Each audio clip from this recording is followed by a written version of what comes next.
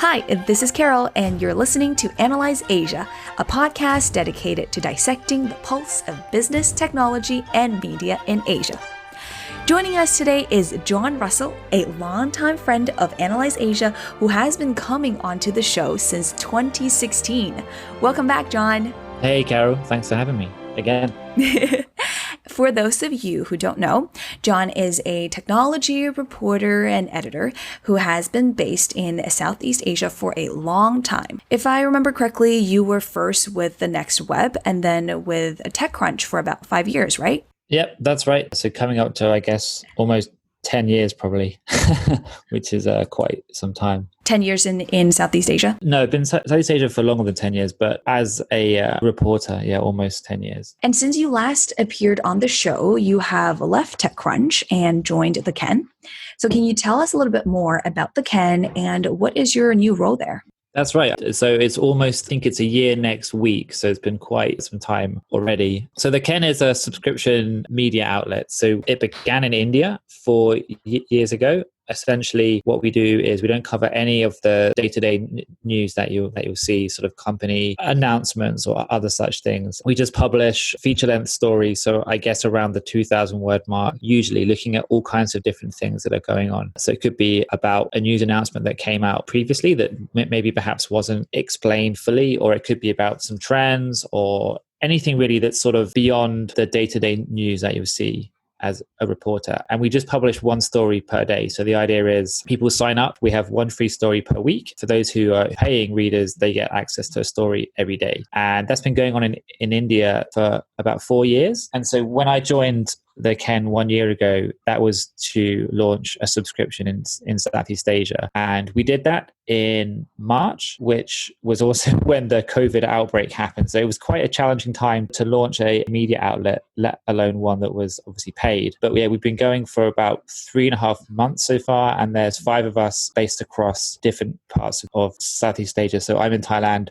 have somebody in Singapore, Philippines, Malaysia, and Indonesia. And I know that you guys have been releasing some amazing lengthy pieces on the topic which we're going to talk about today, which is the battle or the war between Gojek and Grab. And I was just looking at your past appearances on Analyse Asia, and I realized that in both 2018 and in 2019, you came onto the show to discuss this ongoing battle between these two ride-hailing giants.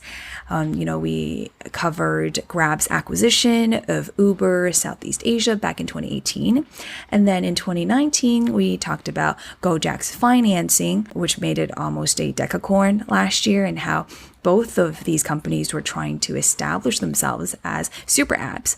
But of course, another year has passed and a lot of things have happened in 2020. So let's dive into it and I guess start our annual chat on this topic of Gojek versus Grab. Yeah. It does seem to be the same. It's the same topic, but there's always so much going on, right? It's one that doesn't fancy in any kind of way, right? Whether it's sort of Uber leaving, as you say, the money pouring in, or I think this time the circumstances have changed quite some bit, right? Like nobody thought that we'd be in the position that we are now in terms of like where the world is, and obviously where these companies are too, right? So let's start from Gojek. Gojek's founder and former CEO, Nadeem Makarim, has left the company in October 2019 to become the Minister of Education and Culture in Indonesia. That is quite an interesting move.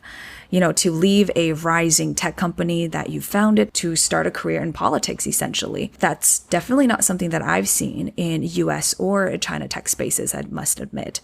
Was that move quite controversial? And how has his departure impacted Gojek thus far? Yeah, I think it's a unique thing to happen, right? We were scratching our heads to figure out if there's anything similar.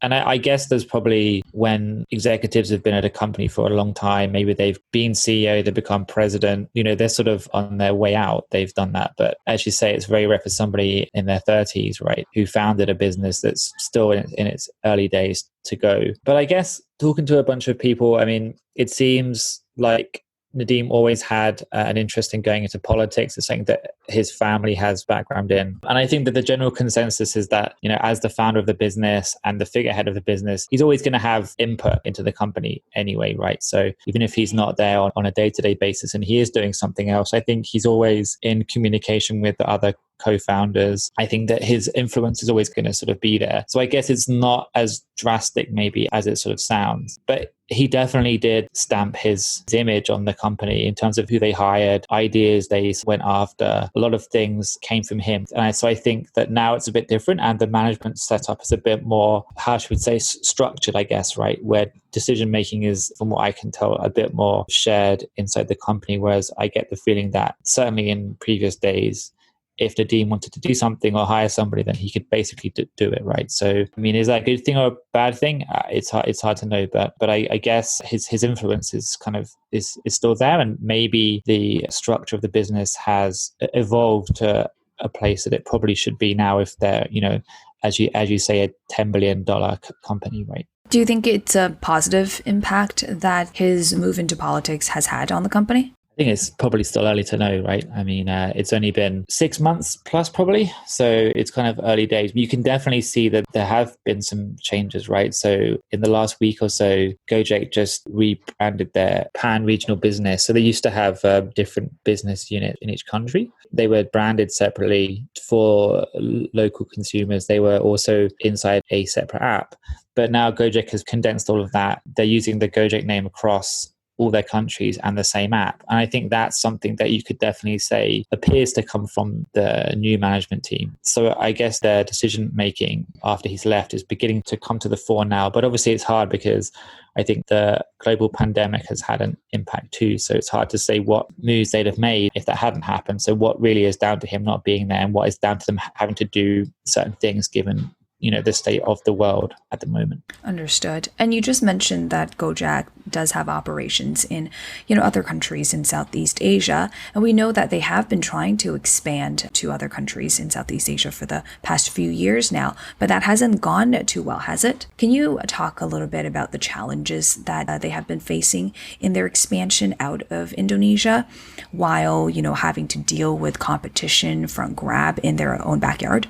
Yeah, I mean, I think it's so fascinating. I think when they raised money before it got really huge, so I think it was like 3 or 4 years ago, they hinted about expanding beyond Indonesia and into other parts of Southeast Asia, but they never actually did it. And I know that they talked about potentially doing some kind of payment play across the region, but it wasn't until Uber finally left the region that they did expand. And it seemed at the time like it was kind of late because you're going up against Grab, which essentially Grab and Uber's business, right, after they acquired the business. So it's a really tough time to do what is hard anyway, right? Because to launch across different markets in Southeast Asia is really tough. You're looking at countries that are very unique, different teams on the ground in each market, different approaches to each market, so on and so forth. So at the best of times, it's kind of tough. When you're doing it when the opposition has just swallowed Uber's business and already has its own business, that's even harder. So I think that, I can't speak for everybody else, but certainly when they did go regional, I never thought this was going to be a white knight to save us from, Grab being the dominant player, because Grab is the dominant player. That their expansion, it hasn't really gone according to plan whatsoever, right? So we've written about this as well, like shameless plug, but how they've not hit the ground running as they hoped that they would in Vietnam, where I think they've had ongoing leadership problems. They've changed their leadership team within their Vietnamese business at least three times since they launched there. And then in Thailand, they just struggled to get market share, really. They're not offering taxis, they're just doing bike taxis and food. And that's a really tough, the margins on those products are very, very low. The competition is very high. Like Thailand has 4 food delivery companies here, so it's really tough to compete in that. And then in the Philippines, they haven't even launched, right? So they acquired a fintech business in the Philippines called coins.ph, which is a big deal, like around about $100 million for that deal. The idea being that it would be a good fulcrum to launch. They'd have a wallet app that they could use, but they haven't managed to satisfy the government conditions to launch, right? So they still don't have a service in the Philippines, despite spending all this cash on an acquisition. And then in Singapore, I think it's obviously it's a small market where Grab is dominant, and there's a load of taxi companies too. So I think that they've also found it very, very hard there. So, I mean, why are they doing this? It's a good question. I think some of it was about ambition. And I think when they've been raising cash, and they just raised their latest round is, I think, $2 billion US. You've got to have a growth story. And I think that part of that was not just being dominant at home, it was also being a regional player. So that's, I think, one reason. And I think the second one is also because they wanted to be a bit more of a pain to Grab. So Grab is coming over to Indonesia. It's doing a lot of work in Indonesia. SoftBank is pledging to sort of help build the new capital city in the country. They're getting involved with the government. They're really pushing as hard as they can. And I think that part of Gojek's counter was, can we be a pain in some countries? Can we come into some markets and gain market share, or at least force Grab to burn cash or redirect resources to these other places? It's not clear how well that's gone. I mean, certainly anecdotally in Thailand, where I live, the local Gojek brand is not particularly popular. So yeah, I mean, to me, it doesn't really make sense. It wouldn't be a big shock if they did, exit some of these countries that they're in. Understood. And you just mentioned their recent fundraising, and it seems like they are doing pretty well on the fundraising front, right? Have they officially joined the Decacorn Club now in 2020? I'm not sure. I don't know. I mean, they've always been very, very close, right? But I think the more interesting thing is like who they've been raising from. And I think, Facebook and PayPal are the recent investors that have come in. I think there's a lot that they can do with those companies on the payment side. Initially, Indonesia is the focus, but potentially there's things that they could do outside of the country in other parts of Southeast Asia too. I read in one of the Ken articles, it's both Facebook and PayPal's first investment in Southeast Asia. That's right, yeah. And so Facebook has done a lot in India recently, but it wasn't the case in India. Even as far as like 2 or 3 years ago, they hadn't done any deals in India. So it does look like, having advanced their focus on India, now they're looking at Southeast Asia, and Indonesia as the biggest country here is an obvious first port of call. And I know that Gojek boasts an impressive list of investors. It has, Google, now also PayPal, Facebook, as well as a whole list of Chinese tech giants. What do you think some of the implications are as these US companies invest in Gojek against Grab pretty much? And I see that Grab's investments are mostly from Japan and from China. I think there's a lot of companies are looking to use these ride-hailing businesses as a sort of platform to do more in Southeast Asia. So for example, PayPal, I think it's pretty well documented that PayPal held conversations with both companies, right? So they talked to Grab and they talked to Gojek because they basically want, I think PayPal has missed the boat in Southeast Asia. And I can say that as somebody who did use PayPal before I moved here, but it doesn't really work very well in the region. It's not particularly popular, I don't think, compared to others. So I think they looking to work with them in some way on the payment side, right? Whether that's cross-border, whether that's adding GoPay, which is Gojek's payment wallet, to their offering. So for example, I think now if you're buying on the internet, there's a merchant that takes PayPal, you can actually use GoPay to make that payment. So I think it's those kind of things, right? Trying to work with these dominant tech players, or at least tech players that have a big footprint, to see what you can do. Because obviously PayPal launching something by itself in Indonesia is going to be quite tough, especially at this point, right? And I think the same applies with Facebook. It's not a big secret that they've been pushing payments pretty hard. India, they've been held up in India for sort of 2 years plus. The government is not quite happy with the bunch of things that they're doing. So they're kind of on pause there. In Brazil, that they recently launched WhatsApp Pay, but again, it was rolled back by the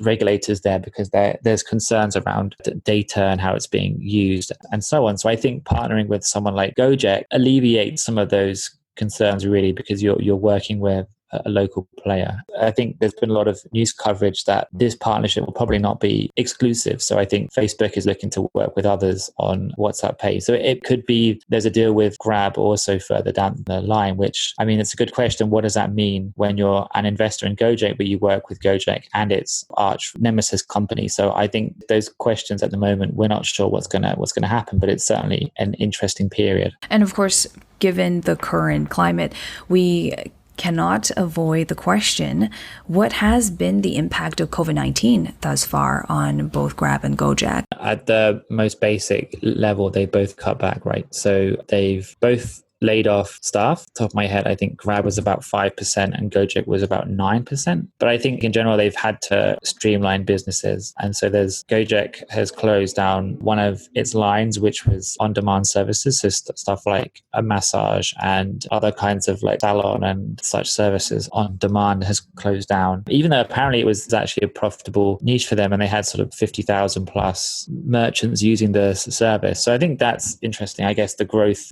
obviously they didn't see the growth being in that area. So I think, yeah, they've had to cut their cloth a little bit differently to perhaps how they had previously. I think at the end of last year, there was a general sense of needing to become a more sustainable business, especially for Grab, right? Because SoftBank had a lot of problems with other businesses, Wework being the most prominent one. And I think that there was a general understanding within SoftBank companies, of which Grab is obviously one, that the days of burning cash forever were over. So Grab, at the end of last year, talking to people who've worked at Grab and who still work there were some changes that they had made in terms of how they were spending. So less burning on promotions and subsidies, trying to be a little bit smarter about how they spent. Grab says that its ride-hailing business is actually profitable, or at least break even across the region. So I think they were moving forward this sort of plan to become financially a little bit more sustainable. And then obviously the pandemic hit. Again, I think it's pretty well known that obviously revenue from taxis and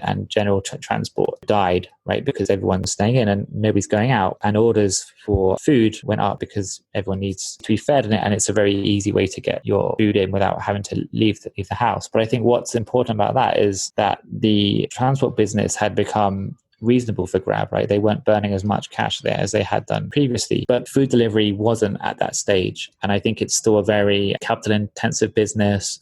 There's lots of competition. There's still, I think, consumers that haven't switched to using food delivery apps as much as the companies would like. So Grab's had to deal with that. They've had to refocus their finances because they weren't expecting food deliveries, which again are unprofitable, to spike as they have. And they weren't expecting transport, which is reasonably under control on a cash burn sense, to sort of drop. So I think that's one of the reasons. But obviously the pandemic has hit every company, and I think everybody's taken a step back and they've looked at their business in a sort of a doomsday scenario, which means, how can we get through the next 12, 18 months plus? And so I think they would have done that anyway. But I think the fact that these unprofitable kind of areas became so big also caused them to refocus their finances too. And I have quite a few questions there.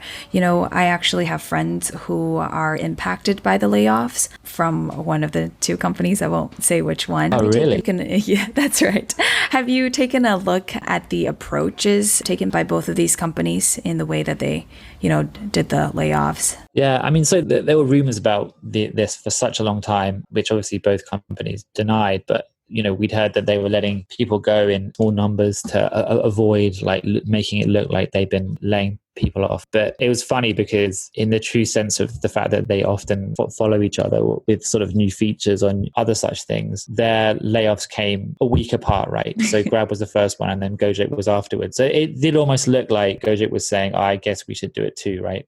But I'm sure that wasn't the case, you would hope anyway. From what I understand, they both did a pretty decent job of letting people go at that period, adopt some of the approaches that I guess others have done, like Airbnb, which is, giving people access to their tools, like laptops and other such things that they've got through work, and healthcare and so on. So I think that was fine. But I mean, to be honest with you, they're such big companies. They have so much cash, right? If they did it any other way, that would be very, very poor. The harder part for layoffs has been the smaller companies that haven't got resources to offer, people more sort of generous terms. So I think that they both did a good job, but I think that was expected and it should be that way. I wanted to ask you though, if your friends who were laid off, did they feel the same? Yeah, they didn't say anything negative.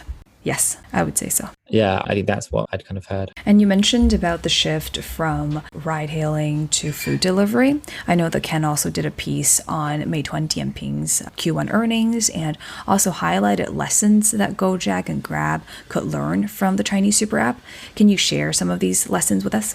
Meituan is interesting because, as you probably know, they are an investor in Gojek. They've definitely become the role model for on-demand companies, right? Uber was that previously, but obviously Uber's kind of not worked out as I guess the company had hoped when it went to IPO, whereas Meituan's market cap, I'm not sure where it is now, but it crossed 100 billion USD recently, which is almost double what Uber is. And as you say, that they're also profitable too. So I think there's a lot of lessons that Grab and Gojek are trying to take from them, particularly around the food business and how they work with SMEs and business customers. A lot of the revenue, comes from advertising. A lot of it is also around travel, which obviously is quite tough at the moment for Gojek and Grab. But I think there's definitely lessons that they're sort of trying to take going forward. And it'll be interesting as well, if Meituan does come to Southeast Asia. I mean, we've heard that they did try to invest in Gojek again as part of the round that just got closed, but they couldn't quite find agreement to do it. But they're also active in India too, so they've backed one of the big companies in India. So you would guess that they're either drawing information from these countries that might help them at home, or that they have ambitions to be active in those regions. So I think there's quite a lot to watch there also. The latest news that I can find about Meituan Dianping's move into Southeast Asia was their partnership with Chop. Is that a platform? That's right. Yeah, they did a partnership with Chop. Yeah, so a restaurant reviews service. One of our reporters reported that the CEO was in Indonesia for a month at the start of the year. And I think that was basically around trying to do another investment with Gojek. We don't know why that didn't come to fruition. That would be interesting to know. But they've been looking at other possible deals in Indonesia. And again, like with Facebook and with PayPal, I think Indonesia is the first market that the Chinese companies too are looking to get into when it comes to Southeast Asia. Makes sense, given how many people also travel to Indonesia from China. Yeah, I just visited Bali in December, was talking to a lot of the locals about how they receive a lot of Chinese tourists regularly. And you did mention that it's been a pretty bad year actually for, SoftBank Vision Fund. It took hits from Wework, from Uber, from Oyo. What are some of the downstream impacts to Grab? You mentioned a few already about them having to, rein in their spending, etc. But anything else that you'd want to share? I guess Grab and Gojek had begun to get M&A happy in Southeast Asia and India too, right? I think Gojek has done over a dozen acquisitions, and Grab might be pushing 4, 5, or 6. I forget the exact number, but there's growing sense that they will buy companies in Southeast Asia, and that is a potential exit for a lot of founders and investors. And I think that is a big deal, because the region hasn't yet got to the same kind of scale as, say, India or China or America in terms of companies coming in and actually buying up local companies. And obviously that's a big deal, because investors need that return. So even though there wasn't anything like earth-shattering huge, there was no like Flipkart deal or anything like that, but there had been $50 million deals, $100 million deals that were beginning to come. And I think some people had begun to see this as one of the potential exits that would work in Southeast Asia. So obviously that impacted hugely, right? Because if Grab and Gojek are a bit more tight with their cash, they're less likely to go and buy other companies. Although that said, there might be opportunities to buy them given the sort of conditions that we have at this moment. But obviously those deals aren't going to be particularly, you would imagine they wouldn't be particularly great financially for the companies. You'd imagine that they'd be more likely to buy distressed assets or companies that aren't performing rather than companies that are sort of at their top of their game. So I think that's an impact on the region that maybe wasn't huge yet, but it was certainly on its way to being something. It's a more general reminder of the mortality, I guess, of companies, right? If even Grab and Gojek have had to cut staff and close, certain services that they were operating, then I think everybody needs to take a step back and, assess their businesses. But I think most companies have already done that anyway, because they haven't had any other choice really. We talk a lot about, their battlefronts on the ride-hailing front. We talked a little bit about food delivery. Can you talk a little bit more about payments? What are each side doing when it comes to payments, and are there any fierce competition between the two of them? I mean, that's like a question that we could do for an hour, right? That's huge. Right. Sure, there's a lot going on. Again, it's mostly Indonesia is the focal point for this.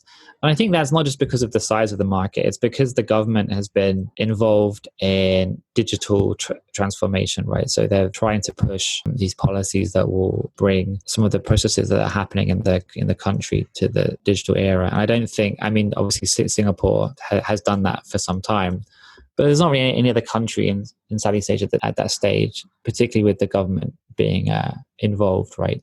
So I think that's one factor. Gojek has its GoPay service in Indonesia, and then Grab had tried to run its own similar payment service, but that wasn't a licensed product. It didn't have the right licenses. So Grab had to sort of switch gears a bit, and they invested in a company called Ovo, which is like a payments business in Indonesia. So also Tokopedia, another big company in Indonesia, is also an investor in Ovo too. But I mean, essentially Grab is very close to Ovo. So the former head of Grab's payments business is actually the CEO of Ovo. He moved over from Grab to run Ovo. And essentially, yeah, they will use Ovo as their payments business, right? So, I mean, I've heard it's a somewhat strained relationship because it's a needs must. Grab needs a local payment company. It can't operate its own. So Ovo is the sort of proxy that it's using. And then Ovo is in a protracted merger with another wallet service called Dana, which actually used to be the BlackBerry business in Indonesia.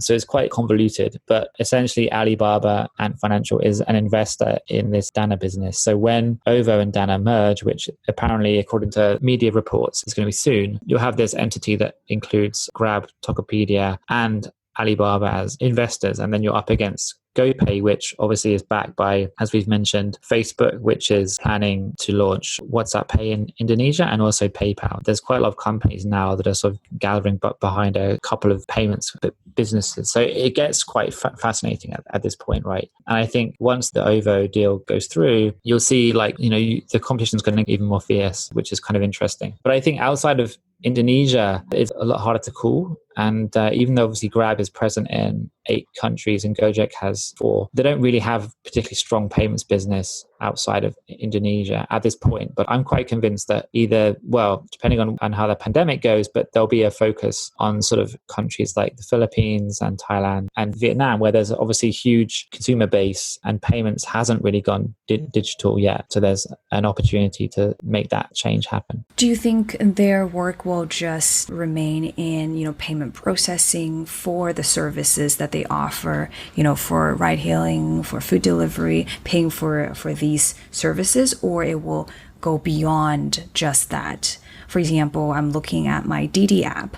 It also actually offers financial services from, taking loans to insurance to all sorts of payment related or finance related services that is completely separate from their ride hailing business. Yeah, I think that's the route that they're all trying to take, right?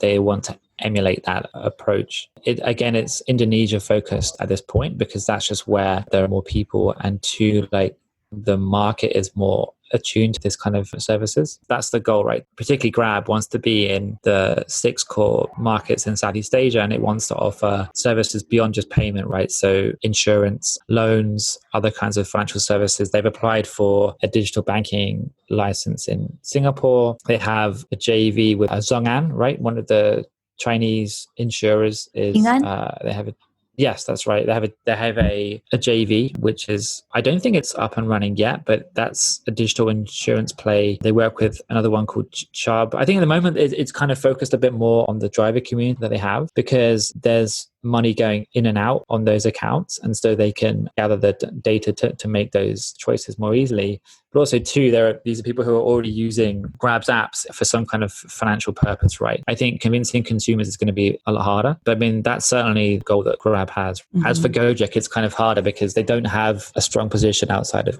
Indonesia at this point, right? So they could potentially work with Facebook and with PayPal, but I mean, even then, like those two, just having them as partners doesn't mean that they're gonna get traction in other countries, right? I mean, it certainly could help, but if you're going to a market where there's already other services, then that might not unseat those companies. Of course. And we've been talking a lot about Indonesia. Do you think, the battle in Indonesia will be decisive in winning the entire Southeast Asian region for Grab or for Gojek? If I knew the answer to that, I'd be working at one of those companies probably, or I'd be an analyst. I mean, a lot of people say, right, that you can't win Southeast Asia without winning Indonesia. I mean, at this point, it's too early to know because we don't have examples. We're still in the early days of the sort of digital services ecosystem. But I mean, it certainly is the biggest prize, right? And you can just see that Grab over the last 3 to 4 years probably has really poured resources, time, investment capital into Indonesia. That's been very, very clear for the last few years. They had a plan, I think it was Indonesia Plan 2020, like that they launched a couple of years ago, and it was around about $1 billion invest in Indonesia. And very quickly they increased that. I think, as I mentioned earlier, like SoftBank invested money on behalf of Grab, or it was a bit confusing, but essentially like Grab and SoftBank agreed to put up money to finance the proposed new capital city in Indonesia. So you can tell like this is the kind of focus that Indonesia is getting from Grab. I think that's the crux of the rumors that they were having conversations about a merger deal were essentially all about Indonesia, right? Like Gojek's footprint outside of Indonesia is tiny, and I don't think Grab would need to buy up those businesses or merge with them, right? It doesn't add anything to them, whereas Indonesia does. And I think interestingly, like as anecdotally, like from people who worked at Grab in the past have told me that they were very focused on getting the business profitable or break even, right, in other parts of the region. But in Indonesia, they had allowances to spend more because it was such a key place for them. Now, I don't know whether that means because they wanted to dominate the country or whether they wanted to just put Gojek into a position where they felt that they had to sell their business. But it's clear that Grab is very set on doing as much as it can to win. I think the bigger question is can Grab win the market, or whether it requires the two companies to sort of put their feud to the side and to tie up, right?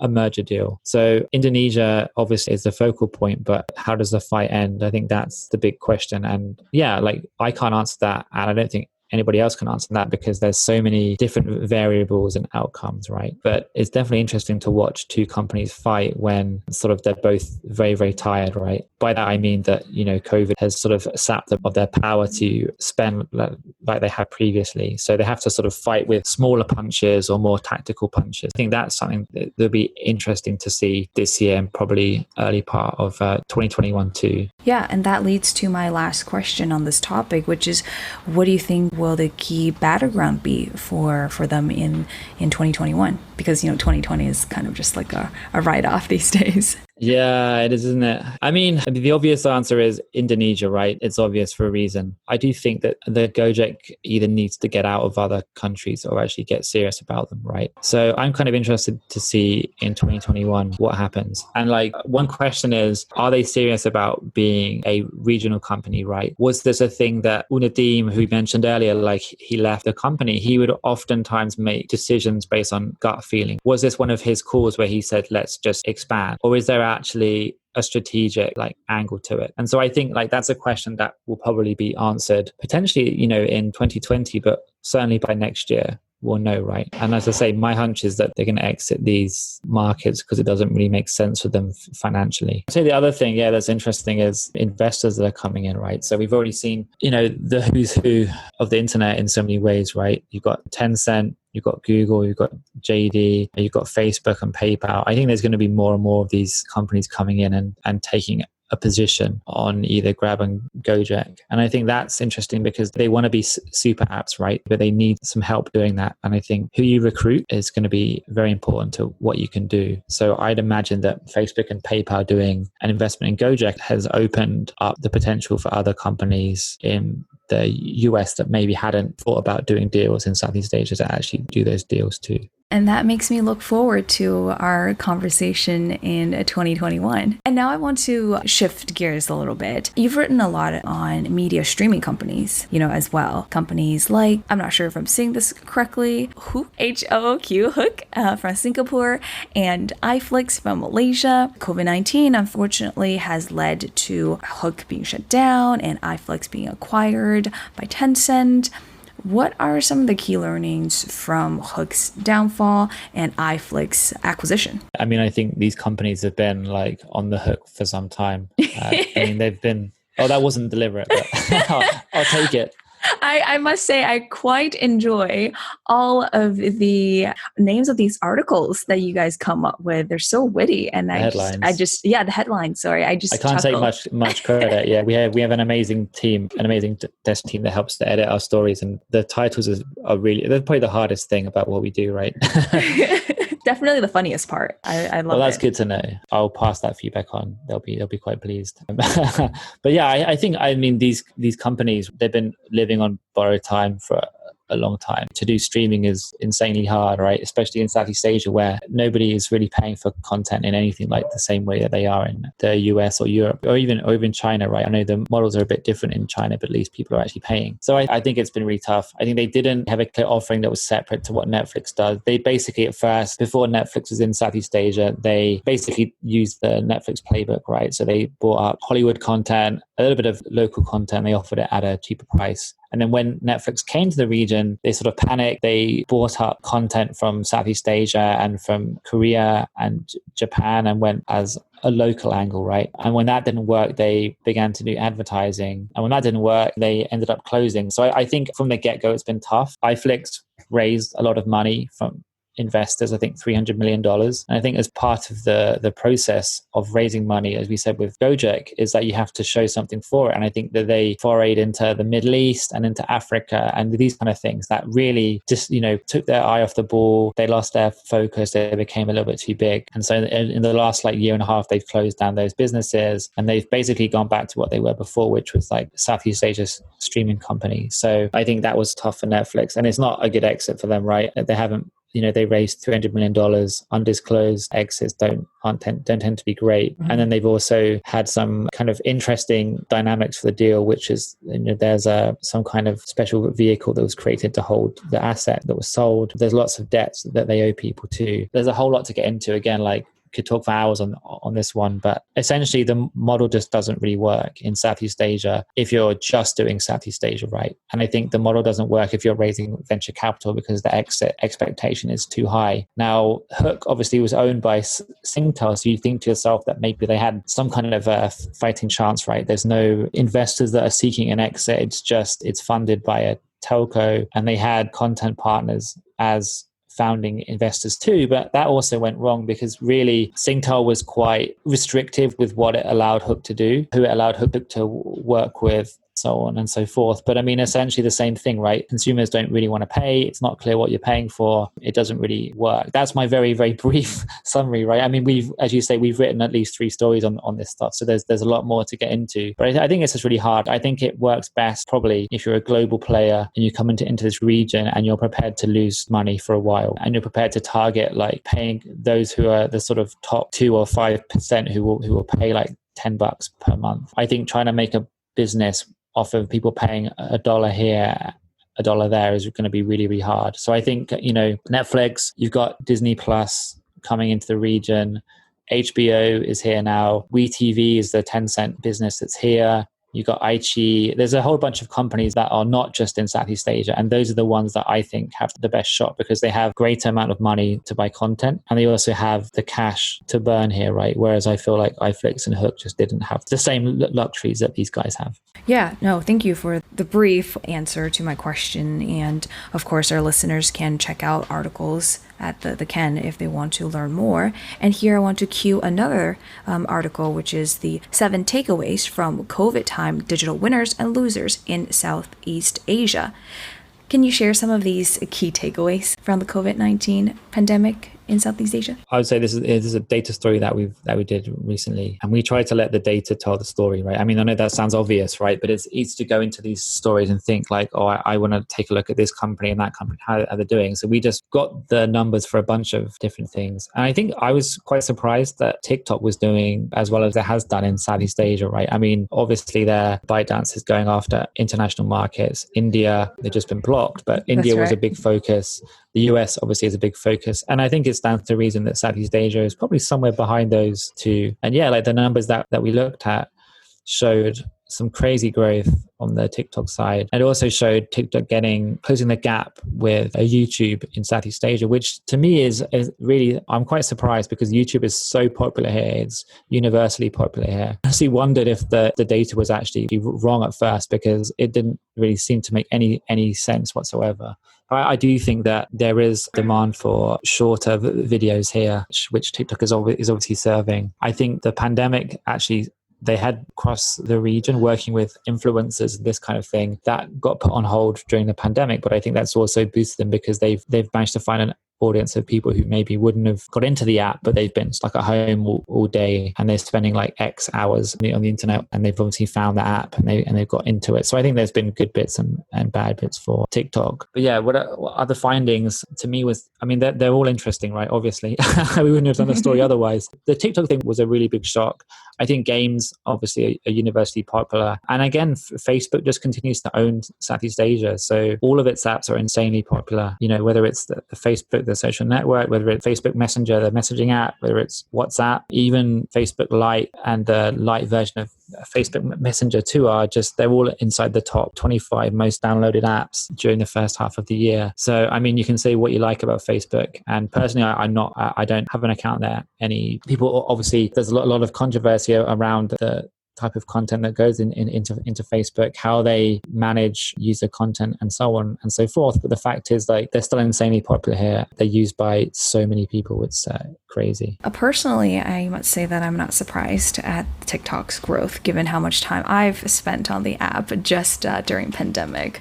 And I'm one of those people that would not have gone on it, had I not been stuck at home for weeks on end. And that is all the time and all the questions we have for today's show. And thank you so much for coming on again, John. And I know that many of our listeners would love to learn more about what the Ken has to offer and read more of your coverage if they don't already. So how can they go about doing that? And also, do you offer a newsletter? Yep. So just go to the-ken.com and it should direct you to our Southeast Asia sub. If you sign up for an account, and we have a bunch of free stories that we've already published, and we publish one free to read story per week, so you can get into it that way, or you can just take the plunge and buy a sub, which gets you access to all of our stories. I have a newsletter that I try to send out every week. I haven't been so great recently, but it's called Asia Tech Review, so just asiatechreview.com. Those are the things to plug shamelessly on my side. Before I let you go, last question. Can you recommend a book, a movie, a podcast, or anything that has recently made an impact to your work or personal life? Yeah, this is the hardest question that you asked me. This is one that I agonized over before. So I actually read the Instagram book recently by Sarah Fryer, Bloomberg reporter, which I can recommend. Even though it's not about Southeast Asia, it's a pretty interesting insight into how Facebook operates post-acquisition of Instagram. So it's called No Filter, the Inside Story of Instagram. But I'm sure most of your readers have probably already checked it out by this point. But if they haven't, then I definitely recommend it. Cool. And last but not least, how can my audience find you? I'm on Twitter. I'm probably a bit too active there, but it's just my name, @John Russell. I've been taking a little bit of a break from Twitter, but I will get back to it. And you will be able to find Analyse Asia on Twitter as well. And that is @Analyse Asia, Analyze with an S. And of course, you can find all of our episodes available on all podcasting platforms like iTunes Podcasts, as well as SoundCloud, Spotify, etc., you name it. And again, thank you so much for coming on the show, John, and we will see you next time. Real pleasure. Thank you so much.